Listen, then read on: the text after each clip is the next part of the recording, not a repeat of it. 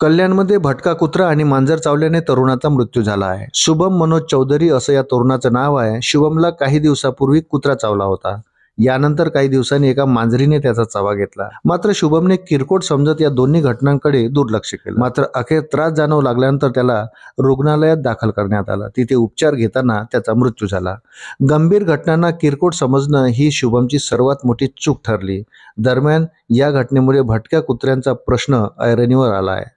वृत्त सविस्तर जाणून घेण्याकरता चॅनलला सबस्क्राईब जरूर करा. कल्याण पश्चिमेतील गोल्डन पार्क इमारतीमध्ये शुभम आपल्या कुटुंबासह राहत होता. शुभमचे वडील घाटकोपर येथील एका खासगी मेडिकल दुकानात कामाला आहेत. शुभमने शिक्षण पूर्ण केले असून नोकरीच्या शोधात होता. 2 महिन्यापूर्वी शुभम रात्री खाली फेरफटका मारण्यासाठी गेला होता. त्या ठिकाणी एका भटक्या कुत्र्याने शुभमचा चावा घेतला. हा चावा किरकोळ असल्याचे समजत शुभमने उपचार केले नाही. त्यानंतर मागच्या आठवड्यात त्याचा एका मांजरीने चावा घेतला. तो चावाही किरकोळ समजून त्याने उपचार केले नाहीत. पण 10 डिसेंबर रोजी त्याची प्रकृती बिघडली. त्याच्या घरच्यांनी त्याला प्रथम कल्याणमधील 2 खासगी रुग्णालयात उपचारासाठी नेले. त्याची प्रकृती गंभीर असल्याने त्याला कळवा येथील रुग्णालयात हलवण्याचा सल्ला देण्यात आला.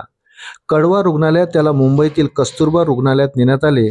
त्याच्यावर उपचार सुरू होते. उपचार घेत असताना 12 डिसेंबर रोजी पहाटे 6 वाजता त्याचा मृत्यू झाला.